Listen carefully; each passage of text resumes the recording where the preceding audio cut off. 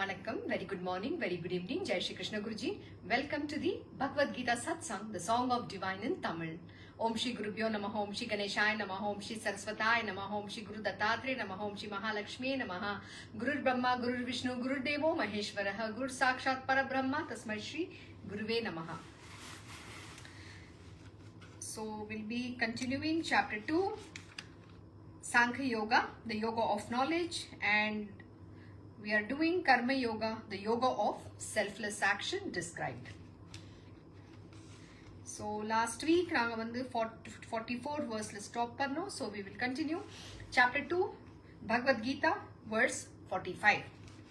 Arjuna, the Vedas thus deal with the evolutes of the three gunas, modes of Prakriti, that is, worldly enjoyments and the means of attaining such enjoyments.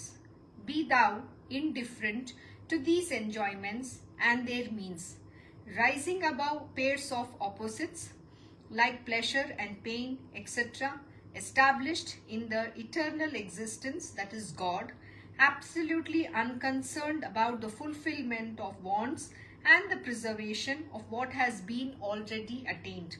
You will be self-controlled. Very beautiful. ரொம்ப அழகான verse.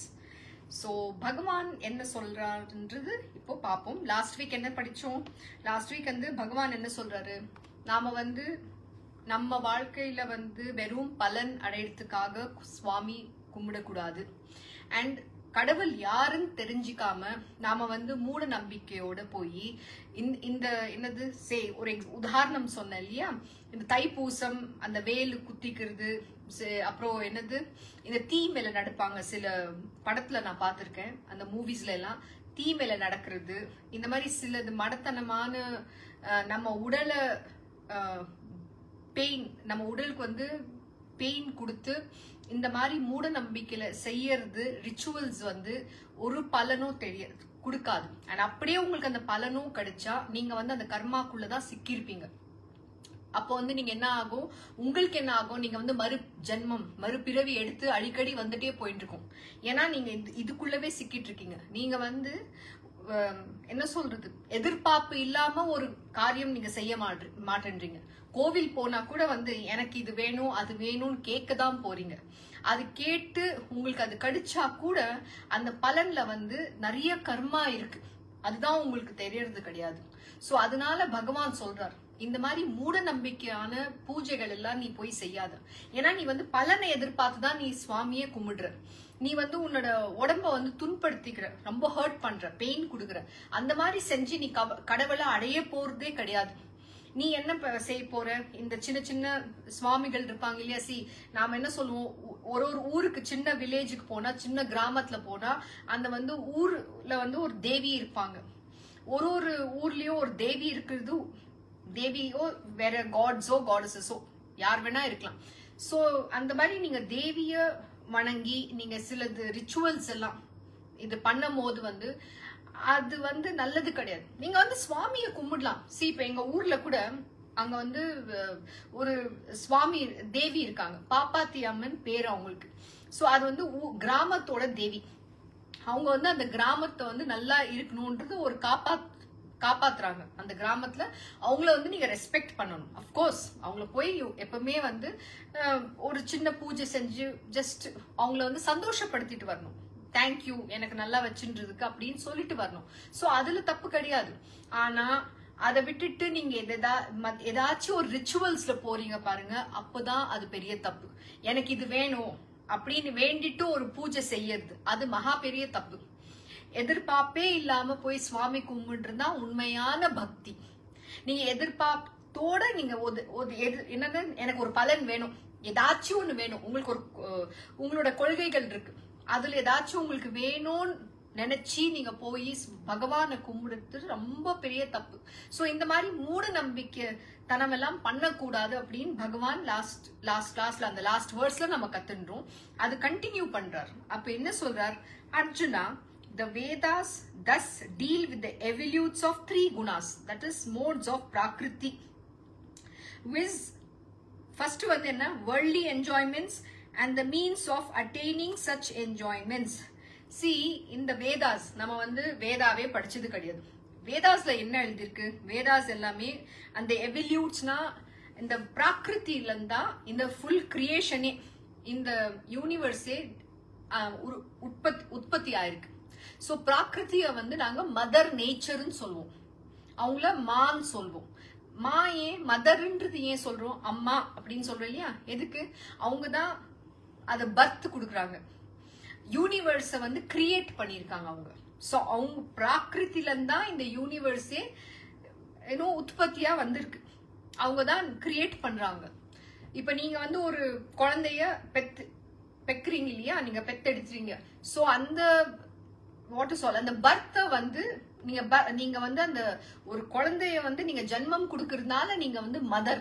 So அதே மாதிரி அதே போல இந்த universe வந்து பிராகிருத்தில இருந்தா வருது, அதுக்கு தான் அவங்கள வந்து மதர் நேச்சர்னு சொல்றோம்.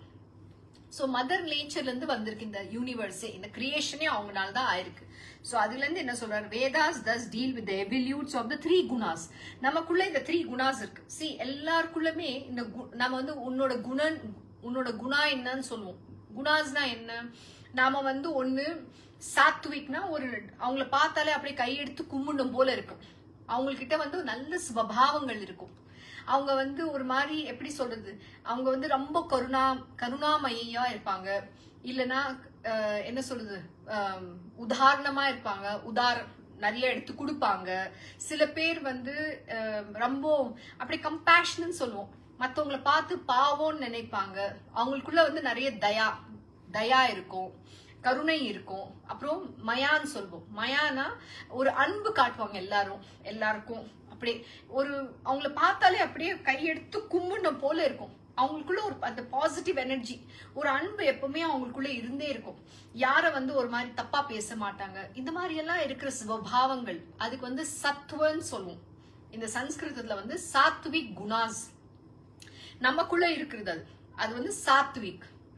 ஆனா அதுக்கப்புறம் வந்து அது என்ன சொல்றாரு அவரு, worldly enjoyments, the modes of prakriti with worldly enjoyments and means of attaining such enjoyments. So இந்த 3 குணங்கள் அது வந்து இப்ப டீடைலா அவர் போல, ஆனா நான் ஜஸ்ட் இன்ட்ரோடக்ஷன் பண்றேன்.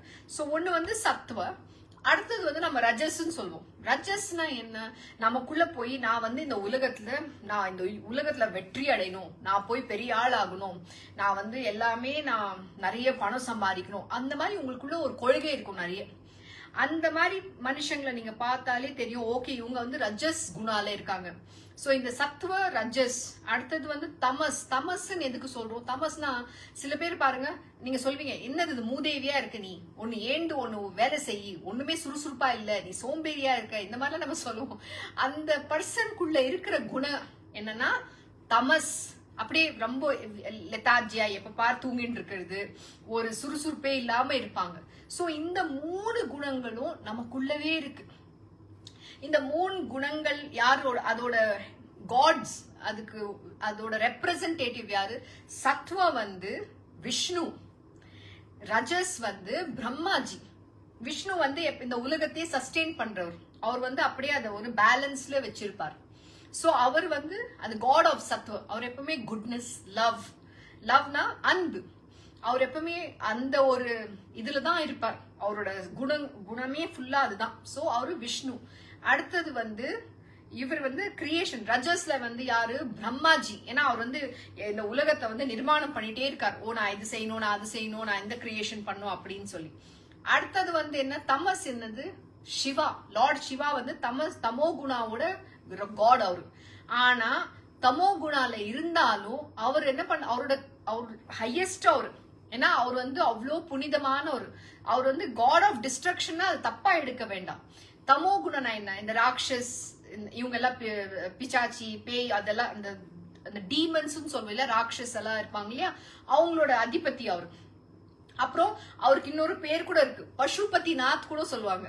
இந்த பசு, இந்த கிரீச்சர்ஸ் எல்லாமே இருக்கும் இல்லையா, பசுபதி நாத். அதுக்கு வந்து அவரை வந்து பசுவோட நாத் அவரு, அது கூட சொல்லுவாங்க. ஓகே, நேச்சர், பசு எல்லாம் இருக்கும் இல்லையா, அவங்களெல்லாம் அதோட காட் அவர், ஹெட் அவர். சோ அவர் வந்து தமஸ். அண்ட் மோஸ்ட் இம்பார்ட்டன்ட் என்ன பண்ணுவார் சிவஜி வந்து டிஸ்ட்ரக்ஷன், இந்த உலகத்தை அழிச்சிடுவார். சோ அவருக்கு வந்து கோவம் கூட இருக்கு. கோவம் யார்கிட்ட இருக்கும்னா தமோ குணால தான் கோவம் வரும். சோ அவர் ஹையஸ்ட் அதுல. சோ இந்த 3 கடவுள் வந்து ரெப்ரசன்டேஷன் ஆஃப் இந்த சத்துவ, ரஜஸ் அண்ட் தமஸ். இந்த 3 குணங்களும் நமக்குள்ள இருக்கும். அது வந்து நம்ம எப்படி பயன்படுத்தணும், அந்த குணாவை எப்படி ஓவர் கம் பண்ணணும், அது வந்து எப்படி நீங்க வந்து அந்த தமஸ்ல இருந்து எப்படி வரலாம். ஆனா சிவ்ஜி வந்து தமஸ்ல இருந்தாலும் அவர் ஹையஸ்ட். விஷ்ணு வந்து சிவா தான் ஹையஸ்டா பக்தர். அவர் விஷ்ணு வந்து சிவ்ஜியோட பக்தர் அண்ட் சிவா வந்து விஷ்ணுவோட பக்தர். சோ இது வந்து நாங்க இந்த கிளாஸ் அப்படியே பகவத்கீதா வேற சாப்டர் போக போக டீடைல்டா பகவான் எக்ஸ்பிளைன் பண்ணிருக்கார். சோ அப்போ நான் அந்த சப்ஜெக்ட் டீடைலா எக்ஸ்பிளைன் பண்றேன். இன்னைக்கு ஜஸ்ட் ஒரு இன்ட்ரோடக்ஷன் மட்டும் கொடுத்தோம் உங்களுக்கு. ஏன்னா இது குணாஸ்ன்னு வந்தது, குணாஸ்னா என்ன அப்படின்னு. சரியா? சோ இப்ப என்ன சொல்றாரு இதுல, நாம வந்து இந்த வேதாஸ் வந்து Arjuna, the Vedas thus deal with the evolutes of 3 gunas with worldly enjoyments and means of attaining such enjoyments. இந்த வேதாஸ்ல வந்து கொடுத்திருக்காங்க, என்ன கொடுத்திருக்காங்கன்னா, நீங்க வந்து இந்த பூஜை புனஸ்கார் எல்லாம் பண்ணி உங்களுக்கு வந்து இந்த சுகத்தை அனுபவிக்க, இந்த மெட்டீரியல் வேர்ல்ட்னா நம்ம இந்த எர்த்லி வேர்ல்ட்ல ஒரு மனுஷனா சுகத்தை அனுபவிக்க அதுக்கு என்னென்ன எப்படி எப்படி செய்யணும் விதிமுறைகள் சொல்லியிருக்கு. Okay? and be thou indifferent to these enjoyments and their means. என்ன சொல்றாருன்னா, நீ வந்து அதுல போகாத, நீ வந்து நீ அது சுகத்தை அடையணும், அதுக்காக நீ அந்த பூஜை எல்லாம் செய்யணும், நீ அப்படிலாம் யோசிக்காத அர்ஜுனா. அதுல இருந்து நீ வெளியேறு. அதுல வந்து இன்டிஃபரண்டா இருனா அது வந்து நம்ம அதுக்குள்ள போக கூடாது. என்ன சொல்றாரு, be thou indifferent to these enjoyments and their means. இந்த சுகத்தை நீ அனுபவிக்கிறோம் நீ நினைக்கிறதே பெரிய தப்பு. அதுல மனசுல கூட எடுத்துட்டு வராது. அண்ட் அதோட மீன்ஸ், இந்த பூஜை பண்ணா எனக்கு இந்த பலன் கிடைக்கும் அப்படின்றது அந்த எண்ணமே நம்ம மனசுக்குள்ள இருக்க கூடாது. நீ வந்து அதுல இருந்து வெளியேறு அர்ஜுனா. இன்டிஃபரண்ட்னா என்ன, நாம வந்து அதுக்கு எஸ்ன்னு கூட சொல்ல வேண்டாம், நோன்னு கூட சொல்ல வேண்டாம். நம்ம ஜஸ்ட் ஒரு சமபாவ் ஸ்டேட்ல இருக்கணும். நமக்கு அதுக்குள்ள போறது தேவையே இல்லை அர்ஜுனா. நீ அதுல போய் சிக்கிக்காத. அந்த என்ஜாய்மெண்ட் இருக்கு, அதுக்கு அடையறதுக்கு ஒரு பாதை இருக்கு, அதுல இருந்து கூட நீ வெளியில இரு. நீ அதுக்குள்ள போயிடாது. போனீனா நீ அதுல சிக்கி செத்து போயிடுவேன். செத்து போயிடுவேன்.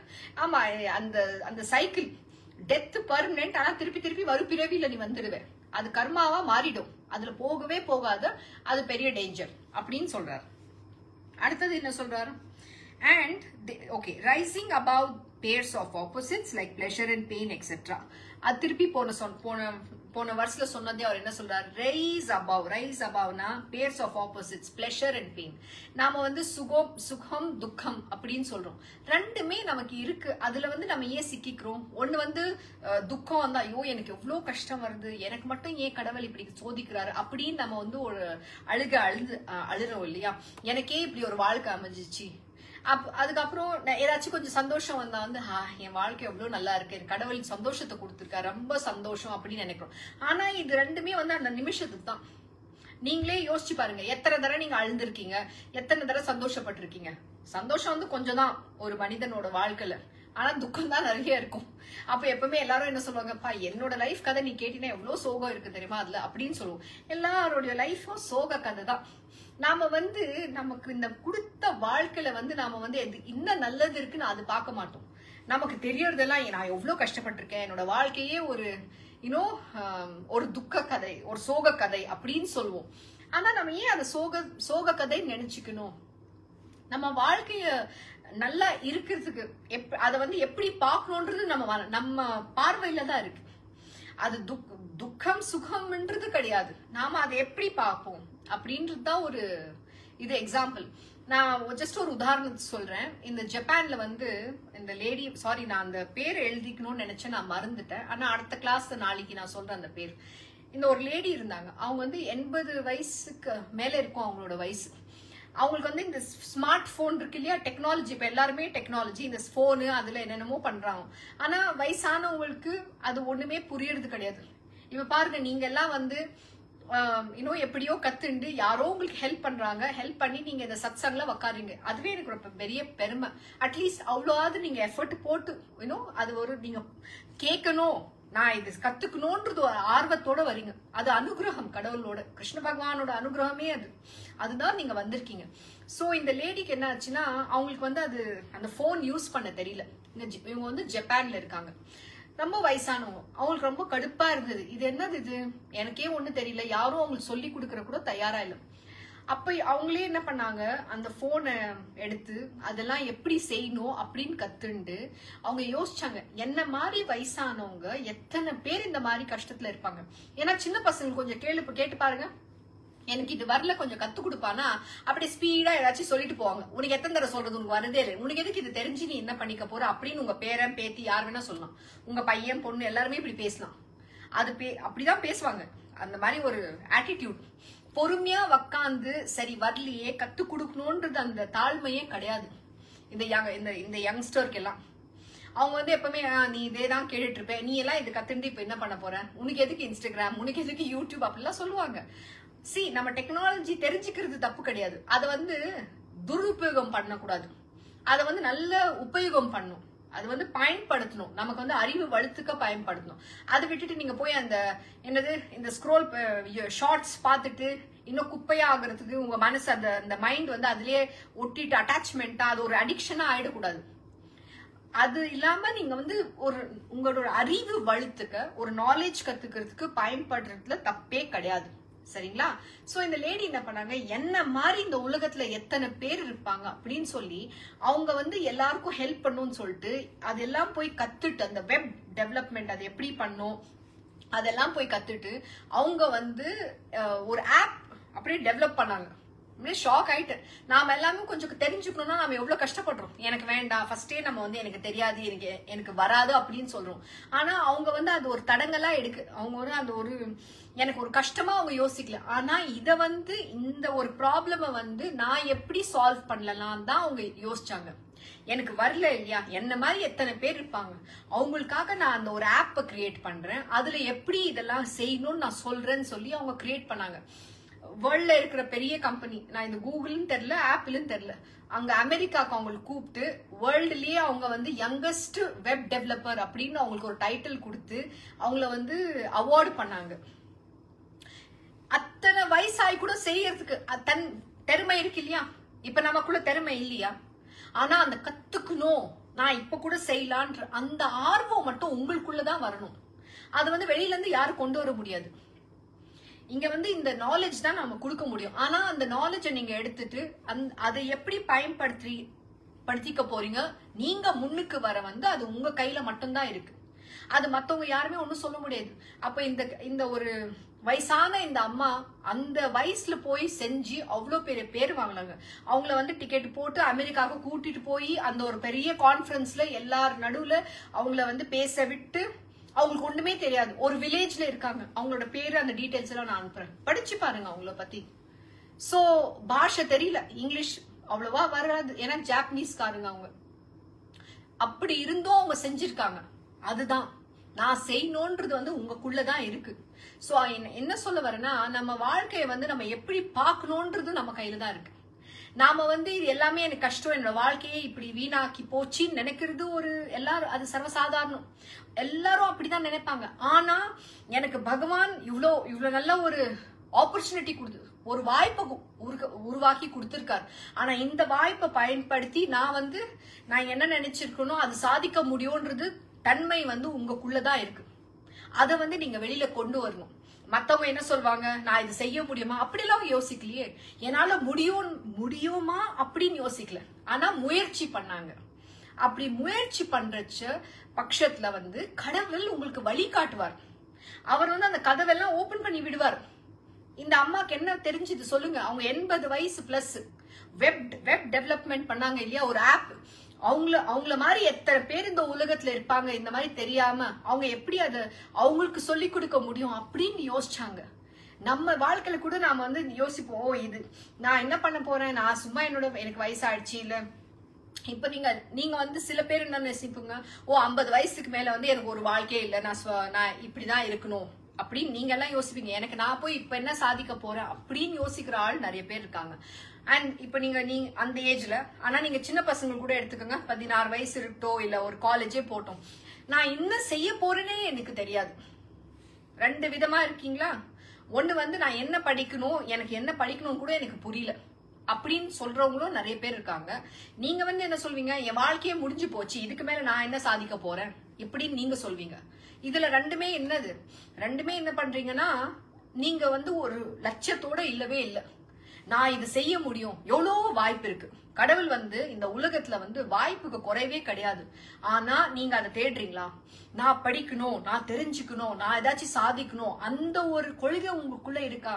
அந்த லட்சியம் வேணும். அந்த லட்சியத்தோட இருந்தாதான் வாழ்க்கையில ஏதாச்சும் ஒரு சாதிக்க முடியும், இல்லைன்னா ஒண்ணுமே கிடையாது. ஆனா இந்த இப்ப என்ன சொல்ல வரேன், நாம வந்து நம்ம வாழ்க்கையில எல்லாமே எனக்கு இந்த மாதிரி ஆயிடுச்சு, இவ்வளோ எனக்கு கஷ்டத்தை கொடுத்துட்டார் கடவுள், நான் இவ்வளவோ நிறைய அனுபவிச்சுட்டேன். ஆனா அந்த அனுபவங்கள் உங்களுக்கு இருக்கு. இதுதான் முக்கியம். என்னன்னா அந்த அனுபவம் வந்து உங்களுக்கு இருக்கு, அந்த எக்ஸ்பீரியன்ஸ் உங்களுக்கு இருக்கு. அதை வந்து நீங்க மத்தவங்களுக்கு எப்படி யூஸ் பண்ணலாம்?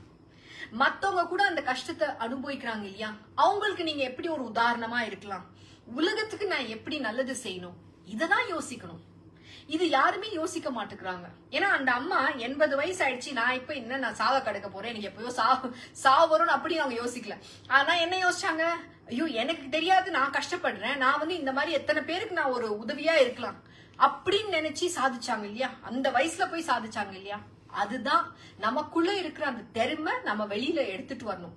ஆனா அது வந்து மனசுக்குள்ள இருந்து வர வரைக்கும் நீங்க ஒண்ணு செய்ய மாட்டீங்க. அதுதான் கொண்டு வரணும். அதுக்காக இப்ப என்ன சொல்ல வரேன்னா, இங்க நாம வந்து நம்ம வாழ்க்கைய வந்து எவ்வளவோ கஷ்டப்பட்டு நான் இங்க வந்திருக்கேன், எனக்கு வந்து சுகமே கிடையாது அப்படி யோசிக்க தேவையில்லை. ரெண்டுக்குள்ளமே போக வேண்டாம். ஆனா நம்ம வாழ்க்கை வந்து ஒரு எக்ஸாம்பிளா மாத்திக்கிறதுக்கு உங்க கையில தான் இருக்கு. அது வந்து எப்படி நீங்க இருக்கிற வாழ்க்கை வந்து எப்படி ஒரு அழகான வாழ்க்கையா நீங்க மாத்திக்கணும்ன்றது வந்து கையில, அது வந்து உங்க கையில தான் இருக்கு. அது இல்லாம இந்த ஜென்மம் மட்டும் இல்ல, அடுத்த ஜென்மத்தை கூட தலையெழுத்து நீங்க இப்பவே எழுதிக்கலாம். நாம வந்து ஃபியூச்சர்ல மறுபிறவி மறுஜென்மம் எப்படி இருக்க போகுதுன்னு அது வந்து நீங்க வந்து இப்பவே நிர்தாரிக்கலாம். எப்படின்னா இப்ப வந்து உங்க வாழ்க்கை வந்து ஒரு நல்ல காட் பிளீசிங் லைஃப் நீங்க வாழ்ந்தீங்கன்னா உங்க ஃபியூச்சர் லைஃப் இன்னும் அழகா இருக்கும். சோ அத நம்ம ஃபியூச்சரோட டெஸ்டினி விதிய மாத்திக்கிறதுக்கு ஆப்பர்ச்சுனிட்டி உங்க கையில தான் இருக்கு. சோ இந்த நாலேஜ்ல அதான் சொல்றாரு, நீங்க வந்து இந்த கடவுள் பின்னாடி எனக்கு இது வேணும் அது வேணும்னு போய் கேட்கறதே பெரிய தப்பு. நம்ம வந்து இந்த சுகம் துக்கம் இது ரெண்டுமே அதுக்கு வந்து நம்ம தடுமாறிடுறோம் இல்லையா. ஒண்ணு இப்படி போறோம், இல்ல ஒண்ணு அப்படி போறோம். துக்கம் இருந்தா ரொம்ப துக்கமா இருக்கிறோம், ஐயோ எவ்வளவு கஷ்டம் இருக்கு அப்படின்னு ரொம்ப வேதனையோட வாழ்க்கையே அப்படியே அந்த வாழ்க்கையே போயிடுது. அது யோசிச்சுட்டே இருப்பீங்க காலம் டெய்லி ஏந்து சுவாமி பேர் எடுக்கிறீங்களோ இல்லையோ, ஐயோ இந்த மாதிரி ஆகுதே என் வாழ்க்கையில எப்படி இருக்கே, அதே யோசிச்சு உங்க வாழ்க்கைய அழிச்சுக்கிறீங்க. அடுத்தது வந்து என்ன, கொஞ்சம் சந்தோஷம் வந்தா ஐயோ ரொம்ப ஒரு ஹாப்பி, அது வந்து அந்த ஒரு மோமெண்ட்டுக்கு மட்டும் நீங்க அனுபவிக்கிறீங்க. அதுக்கப்புறம் திருப்பி அந்த துக்கத்துல போயிடுறீங்க. சோ இப்படிதான் பண்ணிட்டு இருக்கீங்க. ஆனா அந்த ஸ்திரம், அந்த ஈக்குவானிமிட்டி, அந்த என்ன சொல்றது, இப்படி கூட இல்லாம அப்படி கூட இல்லாம அந்த அப்படியே ரெண்டுமே பாதிக்க கூடாது. அந்த ஈக்குவானிமிட்டி ஏன் இல்ல உங்ககிட்ட? அதான் சொல்றாரு பகவான் அர்ஜுனாக்கு சொல்றார், நீ ஏன் இந்த பிளஷர் அண்ட் பெயின் இந்த ரெண்டுத்துலயும் நீ போக வேண்டாம். சுகமா இருக்கட்டும் துக்கமாவது இருக்கட்டும், ரெண்டுத்துலயுமே நீ விழாத. அப்படியே சமபாவ், அந்த ஒரு சென்டர்ட்னஸ் வேணும் நமக்கு. ஓகே என்ன கொடுத்தாலும் நம்மளோட வாழ்க்கை கடவுள் கொடுத்த வாழ்க்கை, அதை வந்து அழகா நம்ம வாழ்ந்துட்டு வரணும் அப்படின்றது நீங்க வந்து கிருஷ்ணா அர்ப்பன் அப்படின்னு சொல்லிட்டு போயிட்டே இருக்கணும். அதுதான் சொல்றாருங்க. அடுத்தது என்ன சொல்றாரு, so be thou indifferent to these enjoyments and their means, rising above pairs of opposites like pleasure and pain, etc., established in the eternal existence of God, absolutely unconcerned about the fulfillment of wants and the preservation of what has already been attained, what has been already attained. You be self-controlled. ரொம்ப அழகா சொல்றார். என்ன சொல்றாருன்னா இங்க இப்ப என்ன சொன்னார், அதான் சொன்னனே, இந்த பேர்ஸ் ஆஃப் ஆப்போசிட்ஸ், நீ வந்து இப்படியும் போகாத இப்படியும் போகாத, ரெண்டுமே இருந்தா கூட கிருஷ்ணா அர்ப்பன் பண்ணிடு. சுகமாவது இருக்கட்டும் துக்கமாவது இருக்கட்டும், கடவுள் கொடுத்தது அப்படின்னு சொல்லிட்டு கிருஷ்ணா அர்ப்பன் பண்ணிட்டு போயிட்டே இருக்கணும் நம்ம வாழ்க்கையில. அதுக்கப்புறம் சொன்னாரு எஸ்டாப்ளிஷிங் எக்ஸிஸ்டன்ஸ் ஆஃப் காட். என்ன சொல்றாருன்னா எப்பவுமே கடவுளோட தியானத்துல இருக்கணும். நாம வந்து மத்தவங்க பத்தி யோசிக்க கூடாது. என் பொண்ணு இப்படி பண்ணா, என் பையன் இப்படி பண்ணா, அவனோட வாழ்க்கையில இது இருக்கு, என் பேர பசங்களை இப்படி இருக்கு, அதெல்லாம் யோசிக்க நீங்க யாரு? ஃபர்ஸ்ட் ஆஃப் ஆல் அவங்க எல்லாம் உங்களோட சொந்தக்காரங்களே கிடையாது. நான் எத்தனை தடவை சொன்னேன், இந்த ஃபர்ஸ்ட் சாப்டர்ல நம்ம என்ன செஞ்சோம், அவங்க எல்லாமே வந்து ஒரு நீங்க வந்து அவங்களுக்கு கூட இருக்கிற கர்மாக்காக தான் நீங்க இந்த பிறவியே அவங்களோட எடுத்திருக்கீங்க. அவங்களுக்கோ உங்களுக்கோ சம்பந்தமே கிடையாது. இந்த ஒரு லைஃப் மட்டும்தான் அந்த சம்பந்தம் வரப்போகுது. அந்த கர்மாவை தீக்கணும். அது நல்ல கர்மாவது இருக்கட்டும், கெட்ட கர்மாவது இருக்கட்டும், ரெண்டுமே நீங்க தீக்கிறது தான் வந்திருக்கீங்க. அதுதான் கர்மானா ஒரு ரீபேமெண்ட். அந்த புக்ஸ் ஆஃப் அக்கவுண்ட்ஸ் அது மைனஸ் ஆகணும். ஆனா நீங்க வந்து போய் அட்டாச்மெண்ட்ல போயிட்டீங்கன்னு வச்சுக்கோங்க, திருப்பி திருப்பி அந்த மறுபிறவி அவங்களோட திருப்பி திருப்பி நீங்க வந்துட்டே இருக்கணும். சோ அதனால இவங்களோட அட்டாச்மெண்ட் விட்டுடுங்க. சோ அதுதான் மோஸ்ட் இம்பார்ட்டன்ட். அங்க என்ன சொல்றாரு, அப்சல்யூட்லி அன்கன்சர்ன்ட். என்ன சொல்றாரு, எஸ்டாப்ளிஷ் இந்த eternal existence of God. Existence of God ஏன்? ஏன்னா நீங்க கடவுளை பத்தி தான் யோசிச்சுட்டு இருக்கணும். நீங்க கடவுளை யோசிச்சீங்கன்னா நீங்க கடவுளை அடையலாம். ஆனா நீங்க வந்து உங்க வீடு மேல ஆசை, இல்ல உங்களோட ரொம்ப உங்களுக்கு பிடிச்சமான என்ன ஏதாச்சும் எது இருந்தாலும் அந்த ஒரு மோகம் இருந்தாலே நமக்கு வந்து டவுன்ஃபால். ஏன் தெரியுமா, அந்த மோகத்துல சிக்கிதான் நம்ம வாழ்க்கையை நம்ம அழிச்சுக்கிறோம். அண்ட் ஒரு ஆசை இருந்தா பரவாயில்ல, அது வந்து ஒரு ஆசைல இருந்து இன்னொரு ஆசை அப்படியே வளர்ந்துட்டே போகும். அது பின்னாடி நம்ம ஓடுறோம். ஓகே ஒண்ணு சரி, இப்போ வந்து என்ன சொல்லுவோம், ஓ எனக்கு ஒரு வீடு இருந்தா போதும், வீடு வந்தாச்சு. அதுக்கப்புறம் ஒரு கார் வேணும், கார் வந்தாச்சு. அதுக்கப்புறம் என்ன சொல்லுவோம், ஓ இந்த வீடு சின்னதாயிடுச்சு, இன்னும் பெரிய வீடு வேணும், ஓ பெரிய கார் வாங்கணும். அப்படியே உங்க ஆசைகளுக்கு ஒரு எல்லமே கிடையாது. அந்த அந்த லிமிட், அந்த எல்லத்தை மீறி போயிட்டே இருப்பீங்க எப்ப பாரு. அதுக்கு ஒரு ஃபுல் ஸ்டாப் பட்டனே இல்ல, ஸ்டாப் பட்டனே கிடையாதுங்க அந்த ஆசைக்கு. அது அப்படி வளர்ந்துட்டே போகும். ஆசை வறட்சி என்ன ஆகும், நமக்கு வந்து லோபம் வரும், கிரீட். அது வந்து ரொம்ப ரொம்ப கெட்டது. அதுக்குதான் நான் அத பகவான் என்ன சொல்றாரு, இந்த 6 எனிமீஸ் ஆஃப் ஹியூமன், நம்ம எதிரி 6 எதிரிகள் என்னது, காம், குரோத், லோப், மோக, மதா, மாத்சர்யம். இததான் நம்ம ஓவர் கம் பண்ணணும் நம்ம வாழ்க்கையில. நம்ம ஃபர்ஸ்ட் வந்து மோகத்திலேயே போக கூடாது, டிசைர்ஸ் வச்சுக்க கூடாது, எந்த ஒரு ஆசையும் தேவையில்லை. அடுத்தது பகவான் நமக்கு என்ன கொடுத்திருக்காரோ அதுல சந்தோஷமா இருக்கிறது தான் நீங்க வந்து பிராக்டிஸ் பண்ணணும். ஏன்னா எல்லாருமே நினைப்போம் என் வாழ்க்கை நல்லா இல்லை. நம்ம வந்து எப்பவுமே வந்து மத்தவங்க என்ன அவங்க பிளேட்ல என்ன இருக்குன்னு தான் நம்ம பார்ப்போம். நம்ம பிளேட்ல என்ன இருக்குன்னு அது பாக்குறது கிடையாது. ஓ அவங்களுக்கு பாரு கடவுள் நிறைய கொடுத்திருக்காரு, ஆனா அது அவங்களோட கர்மா அவங்க எடுத்துட்டு வந்திருக்காங்க, அதுலயே நீங்க போறீங்க. என் குருஜி வந்து ஒரு லெசன் கொடுப்பாரு எப்பவுமே, நீ என்ன நினைச்சிட்டு இருக்க, டாடா பிர்லா அவ்வளவு பணம் இருக்கு, அவங்க என்ன ரொம்ப சந்தோஷமா இருக்காங்கன்னு நீ நினைச்சிட்டு இருக்கியா? அவங்களோட அந்த வாழ்க்கை ஒரு நாள் கூட முன்னால வாழ முடியாது. உனக்கு தெரியாது அவங்ககிட்ட எத்தனை பிரச்சனைகள் இருக்கு. அவங்க வந்து இந்த பிசினஸ், அவ்வளவு பெரிய பிசினஸ் நடத்தணும், அவங்களுக்கு நிறைய ட்ரபிள்ஸ் இருக்கு. பணம் இருந்தா மட்டும்தான் சந்தோஷம்ன்றது நினைக்கிறதே தவறு. அது வந்து யாருமே இதோட அர்த்தமே கத்து கொடுத்தது கிடையாது உங்களுக்கு. பணம் இருந்தா வாழ்க்கையில சந்தோஷமா இருக்கலாம்ன்றது நினைக்கிறதே முட்டாள்தனம். பணம் வந்து ஜஸ்ட் நம்மளோட ஃபெசிலிட்டேட்டர்னா என்ன, ஒரு சாப்பாடு இருக்கு, வீடு இருக்கு, ஒரு நமக்கு சின்ன சின்ன தேவையானது நம்ம வந்து அந்த பணத்தை யூஸ் பண்ணி வாங்கிக்கலாம், அவ்வளவுதான். அதுக்கு மேல வந்து பணம் வந்து உங்களுக்கு சந்தோஷத்தை கொண்டு வர போறதுல. பணம் இருந்தா என்ன தெரியுமா வரும், எதிரிகள் வருவாங்க, அகம் வரும். அகம்னா அகங்காரம் வரும். ஓ நான் பெரிய, என்கிட்ட இவ்வளவு பணம் இருக்கு அப்படின்றது ஒரு அகங்காரம் வந்துடும். அகங்காரம் வந்தாலே உங்க அழிவு நிச்சயம். அடுத்தது என்ன வரும், கிரீட். ஓ எனக்கு இன்னும் வேணும் அப்படின்னு உங்க ஆசைகள் அப்படியே போயிட்டே இருக்கும். அந்த லோபம் வந்தா வந்து உங்களுக்கு அப்படியே அந்த ஒரு அந்த பீஸ், இந்த மென்டல் பீஸ், அந்த மனசுல வந்து ஒரு சாந்தமே இருக்காது. எப்ப பாரு ஒரு குறையதான் உங்ககிட்ட இருக்கும். ஏதாச்சும் ஒரு குறைய நீங்க யோசிச்சுட்டே இருப்பீங்க, எனக்கு இது வேணும் அது வேணும், அந்த குறைகள் தான் உங்களுக்கு கூட இருக்கும். அடுத்தது உங்க நிம்மதி போயிடும் விட்டு. நிம்மதியா உட்காந்து நீங்க சாப்பிட கூட முடியாது. இதுதான் ஆகும் பணம் வந்தா மட்டும். சோ இது எப்பவுமே நினைச்சுக்காங்க, பணம் இருந்தா ஓ எனக்கு சந்தோஷத்தை வரும்னு சொல்லிட்டு. ஐயோ பணம் இருந்தா அதுக்கு உண்டான நிறைய கஷ்டத்துக்கும் கூடவே வரும். சோ நமக்கு பகவான் என்ன கொடுத்திருக்காரோ அதுல நாம சந்தோஷத்தை தேடிக்கணும், அதுதான் முக்கியம். நம்ம வாழ்க்கையே ஒரு அழகான வாழ்க்கையா யோசிக்கணும். அதை வந்து கடவுள் சொல்லணும், இந்த ஜென்மம் கொடுத்ததுக்கு, இந்த ஒரு வாழ்க்கை கொடுத்ததுக்கு உன்னை வந்து கோடி கோடி நன்றி. ஆனா என்னோட கொள்கை என்ன, உன்னை அடையணும். மனசால ஒரு நிமிஷமும் நான் வந்து உன்னை நினைக்காம வேற எதுவுமே நான் நினைக்க கூடாது, உன்னை மட்டும்தான் நான் நினைச்சிட்டு இருக்கணும் அப்படின்னு தான் சொல்றாரு. அர்ஜுனா என்ன சொல்றாரு, established in the eternal existence. Eternal existence என்ன, கடவுள்ல தியானம்ல இருநீ. உன் மனசுல ஃபுல்லா கடவுள் பகவான் தான் இருக்கணும். நீ எந்த கடவுளாவது உனக்கு என்ன பிரியம், நீ கிருஷ்ண பகவானே யோசிக்கலாம், இல்ல நீ வந்து பரமேஸ்வர் லார்ட் சிவா தான் எனக்கு பிடிச்ச கடவுள்னா அவரோட அவரோட தியானத்துல இரு. இல்ல சாய்பாபா பிடிச்சிருக்கா, சாய்பாபா தியானத்துல இரு. இல்ல தத்தாத்திரே பிடிச்சிருக்கா, யார் உங்களுக்கு பிடிச்ச கடவுளோ அவங்களோட தியானத்துல இருங்க நீங்க. அதுதான் சொல்றாரு. அடுத்தது என்ன சொல்றாரு? absolutely unconcerned about the fulfillment of wants. உங்களோட தேவைகள் எல்லாமே அதை வந்து ஃபுல்ஃபில்மெண்ட், அது வந்து உங்களுக்கு நிறைவேற்றிக்கணும் அப்படின்ற ஒரு கொள்கையோட இருக்க வேண்டாம். அன்கன்சர்ன்டா அது வந்து நீங்க வந்து அதை வந்து யோசிக்க கூட கூடாது, உங்க மனசுல கூட வரக்கூடாது. இது எப்படியாச்சும் எனக்கு கிடைச்சிடணும், எனக்கு இதுதான் எனக்கு ஆசை. நிறைய பேர் சொல்லுவாங்கல்ல, இதுதான் என்னோட சின்ன ஆசை. அப்படியா, சின்ன ஆசையா? இது முடிஞ்ச உடனே அடுத்தது ஒரு லிஸ்ட் இருக்குமே, அப்படியே ஒரு லைன் லிஸ்டா போட்டு வச்சிருப்பீங்களே, ஒன்னு போனா இன்னொன்னு, இன்னொன்னு போனா இன்னொன்னு, அப்படியே வந்துட்டே இருக்கும். சோ இந்த ஆசைகள் எல்லாம் விட்டுடுங்க. அத வந்து அது நிறைவேற்ற முடியுமா இல்லையான்னு கூட யோசிக்க தேவையில்லை, அது பின்னாடி ஓடாதீங்க.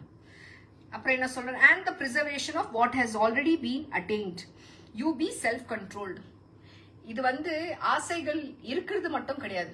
இப்ப நீங்க என்ன, உங்களுக்கு ஒரு வீடு கட்டிட்டீங்க, உங்களோட அந்த லட்சியத்தை எல்லாம் நீங்க அடைஞ்சிட்டீங்க. சில பேருக்கு என்ன சொல்லுவாங்க, ஓகே நான் வீடு கட்டணும்னு யோசிச்சேன், அச்சீவ் பண்ணிட்டேன். அடுத்தது வந்து பெரிய கார் வாங்கணும்னு ஒரு யோசிச்சேன், என்னோட கொள்கை இருந்தது, நான் வாங்கிட்டேன். இதெல்லாம் வாங்கியாச்சு. இப்போ வந்து இருக்கிறது டைமண்ட் நகை, இன்னும் ஒரு நெக்லஸ் வாங்கணும்னு யோசிச்சேன், அது கூட நான் அச்சீவ் பண்ணிட்டேன், வாங்கிட்டேன். எப்படியோ அப்படிலாம் நம்ம சொல்லுவோம். அதுக்கு என்ன சொல்றாரு? அத வந்து நீங்க பாதுகாப்பணும்னு நினைச்சீங்கன்னா அது மிகப்பெரிய தப்பு. இப்ப நீங்க எல்லாம் அச்சீவ் பண்ணிட்டீங்க, உங்ககிட்ட அந்த பணம் இருக்கு, வீடு இருக்கு, நகை நட்டு எல்லாமே இருக்கு. இப்ப பகவான் என்ன சொல்றேன்னா, அது எப்படியாச்சும் நான் நல்லபடியா பாதுகாப்பணும், பாதுகாத்து நான் வந்து இது என் பேரை என் பொண்ணுக்கு யாருக்கும் நான் கொடுக்க போறேன் அப்படின்னு நீங்க யோசிக்கிறது கூட தவறு. அதை நான் பாதுகாப்ப போறேன் அப்படின்னு நினைக்கிறதே மிகப்பெரிய தப்பு அப்படின்னு சொல்றாரு. ஏன்னா நீ உங்க மனசுல அதுதான் இருக்கும். இப்ப நீங்க சாகும் போது என்ன யோசிப்பீங்க? ஐயோ நான் வந்து இது என் பொண்ணுக்கு கொடுக்கணும்னு நினைச்சேன், திடீர்னு உங்களுக்கு ஏதாச்சும் ஆயிடுச்சுன்னு வச்சுக்கோங்க, நீங்க சாக போறீங்க. அப்ப வந்து நீங்க யோசிப்பீங்க, ஐயோ என் வீடு இருக்கு, என்னோட நகைகள் இருக்கு, நான் எதுவுமே கொடுக்கலையே. நீங்க கடைசி நேரத்துல வந்து என்னத்தை யோசிச்சுட்டு இருக்கீங்க?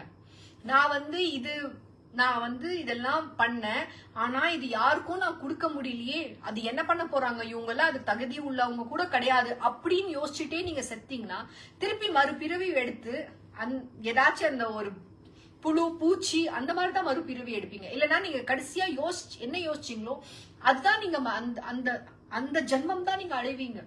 ஏன்னா உங்க மனசுல இருந்து அந்த டிசைர் போல, உங்க ஆசைகள் போல, ஐயோ இது பாதுகாப்பு, இது வந்து என் பையன் சரியா பாத்துப்பானா, அது எதுக்கு உங்களுக்கு? கொடுக்க வேண்டிய கடமை நீங்க கொடுத்துட்டீங்க. நீங்க விட்டுட்டு போகிறச்ச வந்து நீங்க என்ன தலைமையில தூக்கிட்டா போறீங்க? இல்ல வறட்சைன்னா நீங்க வந்து அந்த வீடு வாசல் எல்லாத்தோட நீங்க வந்தீங்க? இல்ல கடவுள் கொடுத்தது எல்லாமே. அது ஏன் நான் சம்பாரிச்சேன்னு யோசிக்கிறீங்க? ஏன்னா இதுல வந்து என்ன தெரியுமா வந்திருக்கு? அகம் வந்திருக்கு. நான் சம்பாரிச்ச சொத்து, ஏன் சொத்து, இது எல்லாம் யாரு சொத்தும் கிடையாது, பகவான் கொடுக்கிறாரு. இது எல்லாமே பகவானோட சொத்து. உங்களுக்கு வந்து உங்களுக்கு என்ன கொடுக்கணுமோ அது உங்களை கொடுத்துருக்காரு. நீங்க ஃபர்ஸ்ட் வந்து என்னது, ஏன் நான் சம்பாரிச்சேன், அதுவே ஃபர்ஸ்ட் விட்டு தொலைணும். அது விடாம நீங்க வந்து நான் சம்பாரிச்சது என் சொத்து, இது என்னோட நகை, இது என்னோட வீடு அப்படின்னு வாசல் எல்லாம் பிடிச்சிட்டு இருந்தீங்கன்னு வச்சுக்கோங்க, ஆச்சு கதை. சோ அதுதான் எனக்கு சொல்றாரு. இதெல்லாம் விட்டுட்டு இத வந்து நான் பாதுகாக்கணும்னு நினைக்கிறதே மிகப்பெரிய தப்பு. அதை கூட விட்டுடு அர்ஜுனா. அதை விட்டுட்டு நீ என்ன பண்ணணும்? You B self controlled. நீ வந்து உன்னோட செல்ஃப் கண்ட்ரோல்ல இருக்கணும். இந்த மாதிரிலாம் யோசிக்க வேண்டாம் அர்ஜுனா அப்படின்னு சொல்றாரு. அது எப்படி வர முடியும்? நீங்க வந்து நாளைக்கு நான் செத்தப்புறம் என்னத்த ஆக போறது, இது என்ன, என்னோட சொத்தெல்லாம் நான் யாருக்கு கொடுக்கணும், அதெல்லாம் யோசிக்க தேவையில்ல. அது யாருக்கு போகணுமோ தானா போகுது. உங்களுக்கு யாருக்கு கொடுக்கணும்னு நினைக்கிறீங்களோ நீங்க ஒரு வில்ல எழுதி வச்சுட்டு அதை அப்படியே விட்டுருங்க, அவ்வளவுதான், முடிஞ்சு போச்சு. ஆனா அது பின்னாடி அப்படியே புடிச்சிட்டு இருக்காங்க. நிறைய பேர் பாத்திருக்கீங்களா? அவங்க வந்து நிறைய வயசானாலும் அவங்களுக்கு வந்து அந்த பொருள் மேல ஆசை இருக்கு. இது என்னோட நகை, இது என்னோட புடவை, இது என்னோட வீடு அப்படின்னு அந்த ஆசைகள் வச்சிட்டு இருப்பாங்க. அந்த ஏஜ் வந்துடுச்சுனாலே நீங்க கடவுள் தான் தியானம் பண்ணணும். அதை விட்டுட்டு வந்து நீங்க உங்க சொத்து சுகத்துல அதுல வந்து தியானம் வைக்கிறது தப்பு அப்படின்னு சொல்றாரு. செல்ஃப் கண்ட்ரோல்னா என்ன? உங்களோட அந்த கண்ட்ரோல், உங்களோட மனசு வந்து கண்ட்ரோல்ல இருக்கணும். உங்களோட மனசுனா என்ன? உங்களோட மைண்ட். ஏன்னா இப்ப யார் கண்ட்ரோல்ல கிடையாது, இந்த மைண்ட் தான் கண்ட்ரோல்ல கிடையாது. உங்க மனசு அந்த கண்ட்ரோல அடையலன்னா அப்போ ரொம்ப கஷ்டம் வரும். அப்ப நீங்க அந்த கர்மால சிக்கி மறுபிறவி திருப்பி திருப்பி வந்துட்டு இருப்பீங்க. அது எதுக்கு வேணும் நமக்கு? பகவான அடையலாம் இல்லையா? பகவான அடைஞ்சி நாம வந்து அவங்களுக்குள்ள மோட்சம் அடையலாம், அதுதான் தேவை. அதை விட்டுட்டு நாம வந்து இப்படியே சிக்கி நம்ம வாழ்க்கைய வீணாக்கிக்கிறோம். சோ இதுல எல்லாம் போக வேண்டாம் அர்ஜுனா. நீ வந்து உன்னோட கண்ட்ரோல் விடாத, இதுக்குள்ள நீ சிக்கி உன்னோட வாழ்க்கைய வீணாக்கிக்காத அர்ஜுனா அப்படின்னு இன்னைக்கு பகவான் சொல்றார். சோ இன்னொரு வேர்ஸ் பண்ணலாம், அதுக்கப்புறம் ஸ்டாப் பண்றேன். Chapter 2 verse 46. A Brahmana who has obtained enlightenment has as much use for all the Vedas as one who stands at the brink of a sheet of water overflowing on all sides has for a small reservoir of water. அவர் வந்து just ஒரு உதாரணம் கொடுக்குறாரு. நீங்க என்ன சொல்றேன்னா, ஒரு பிரம்ம ஞானம் அடைஞ்சவர் வந்து அந்த வேதாஸ் அதுக்கப்புறம் அவருக்கு உபயோகம் கிடையாது. ஏன்னா அந்த வேதாஸ் எல்லாம் தேவையே இல்லை. நீங்க வந்து பிரம்ம ஞானமே அடைஞ்சிட்டீங்க. என்லைட்டன்மெண்ட் என்ன, நாம வந்து இந்த உடலே தாண்டி போயாச்சு, பகவானே நீங்க அடைஞ்சாச்சு. சோ அந்த மோக்ஷம் அடைஞ்சதுக்கு அப்புறம் அந்த வேதாஸ் அதெல்லாம் ஃபாலோ பண்றதுக்கு ஒரு யூஸும் கிடையாது, அதோட உபயோகமே கிடையாது. சோ என்ன சொல்றார், அந்த மாதிரி வந்து as one who stands at the brink of a sheet of water overflowing on all sides has for a small reservoir of water. So இந்த பிராமணனா யாரு? அந்த ஒருத்தர் வந்து நம்ம அந்த பிரம்ம ஞானம் அடைஞ்சிட்டார், அவருக்கு வந்து மோட்சம் கிடைச்சு போச்சு, இல்லைன்னா லிபரேஷன் கிடைச்சிது, முக்தி ஆயிடுச்சு அவருக்கு, என்லைட்டன்மெண்ட். இப்ப புத்தா என்லைட்டன்மெண்ட் அடையலையா, அந்த மாதிரி அவர் வந்து ஒரு ரியலைஸ்டு பீயிங். அவருக்கு வந்து மோட்சம்னா என்னன்றது நல்லா தெரியும். அப்போ வந்து அவருக்கு அந்த வேதா சாஸ்திராஸ்லாம் தேவையே கிடையாது. சோ அந்த மாதிரி அவருக்கு எப்படி இந்த வேதாஸ்ல வந்து ஒரு பிரயோஜனமும் இல்லையோ, அதுக்கப்புறம் அந்த பிரம்ம ஞானம் அடைஞ்சதுக்கு அப்புறம் அதே போல ஒரு மனிதனுக்கு வந்து நீ வந்து ஒரு இடத்துல நின்று இருக்கும் போது அந்த தண்ணி வந்து அப்படியே தொடர்ந்து போயிட்டு இருக்காங்க, போய் ஃபார் ஸ்மால் ரிசர்வாயர். அப்போ வந்து அவனுக்கு வந்து அந்த தண்ணி கூட அவனுக்கு தேவை கிடையாது. அப்போ வந்து அவன் அந்த தண்ணி வந்து நான் சேர்த்து வைக்கணும்னு அவன் நினைக்கிறது கிடையாது, அந்த தண்ணி கூட அவனுக்கு உபயோகம் கிடையாது. ஏன்னா அங்க நிறைய அப்படியே அந்த ஆறு ஓடிட்டே இருக்கு. அந்த ஆறு ஓடிட்டு இருக்கும் போது அவன் வந்து ஒரு சின்ன குழியை தோண்டி ஒரு ஸ்மால் ரிசர்வாயர்னா அதுல வந்து அவன் தண்ணி அங்க ஸ்டோர் பண்ணி வச்சுக்கிற மாதிரி ஒரு கதை. சோ அங்க ஆறே ஃப்ளோ ஆயிட்டு இருக்கும் போது அங்க சின்ன ஒரு குளம் மாதிரி பண்ணி அதுல வந்து தண்ணி பிரிசர்வ் பண்ணி வைக்கிறதுல உபயோகமே கிடையாது. ஏன்னா அவ்வளோ ஆறே போகுது, அங்க பக்கத்துலயே நின்று இருக்காரு. சோ அந்த சின்ன குளத்துக்கு என்ன உபயோகம்? அதே போல ஒரு பிராமணத்துக்கு அவன் வந்து அந்த என்லைட்டன்மெண்ட் அடைஞ்சதுக்கு அப்புறம் வேதாஸ்ல வந்து ஒன்னு பிரயோஜனமும் இல்லை. அந்த வேதாஸ் எல்லாம் அவ்வளவுதான், பினிஷ். அதோட வேல்யூ அது வரைக்கும் தான் அப்படின்னு சொல்றாரு பகவான். சோ நம்ம வாழ்க்கையில கூட என்ன சொல்ல வர்றாருன்னா, நாம வந்து ஏதாச்சும் ஒரு அடையணும்னு நினைப்போம், ஆனா அத வந்து பிடிச்சிட்டு நம்ம போயிட்டே இருக்கிறோம், இது அடையணும் அது அடையணும் அப்படின்னு. ஆனா அது அடைஞ்சதுக்கு அப்புறம் அது வந்து எப்படி நீங்க உபயோகம் படுத்த போறீங்க? சோ வந்து அது வந்து என்ன யூஸ் அதுக்கு? அந்த நாலேஜ் வந்து எப்படின்னா, இப்ப நம்ம என்ன கத்துட்டு இருக்கோம்னா, எப்படி இதுல இருந்து வெளியில வரலாம். நமக்குள்ள இருக்கிற நாம வந்து இந்த மூட நம்பிக்கையோட நிறைய வாழ்க்கை வாழ்ந்துட்டோம். நமக்குள்ள நிறைய மூட நம்பிக்கைகள் இருக்கு. ஏன்னா நாம வந்து இந்த மெட்டீரியல் வேர்ல்ட்ல இருக்கிறோம். நம்ம சுத்தி வந்து சொசைட்டி வந்து சிலதெல்லாம் இந்த சொசைட்டி கிரியேட்டட் இந்த ட்ரெடிஷன், கல்ச்சர், ரூல்ஸ், ரெகுலேஷன்ஸ் யாரோ சொன்னதை வச்சுதான் நம்ம வாழ்க்கையே ஃபாலோ பண்ணிட்டு இருக்கோம். ஆனா இதுக்கெல்லாம் ஒரு யூஸும் கிடையாது. ஏன்னா நீங்க மோட்சம் அடைஞ்சிட்டீங்கன்னா நீங்க வந்து மத்தவங்க பேச்சு கேட்கணும்ன்றது தேவையில்லை. சோ உங்க கொள்கை என்ன இருக்கணும்? நான் பகவானை அடையணும், அதுதான் உங்களோட எண்ணமே லட்சியமே இருக்கணும். அண்ட் உங்களோட இந்த இருக்கிற வாழ்க்கையில வந்து நான் எப்படி இந்த உலகத்துக்கு ஒரு எக்ஸாம்பிளா இருக்கலாம், உதாரணமா இருக்கலாம், இந்த உலகத்துக்காக நான் என்ன செய்ய முடியும் அப்படின்னு தான் யோசிக்கணும்னு சொல்லி இங்க பகவான் சொல்றார். சோ நாம இங்க ஸ்டாப் பண்ணலாம். 46 நாளைக்கு அடுத்த வேர்ஸ்ல இருந்து கண்டினியூ பண்ணுவோம். சரிங்களா? So நன்றி, வணக்கம். Thank you for joining the Bhagavad Gita Satsang, the song of divine in Tamil. Have a good day and good evening to you all. God bless. Recording stopped. Thank you, Rajma.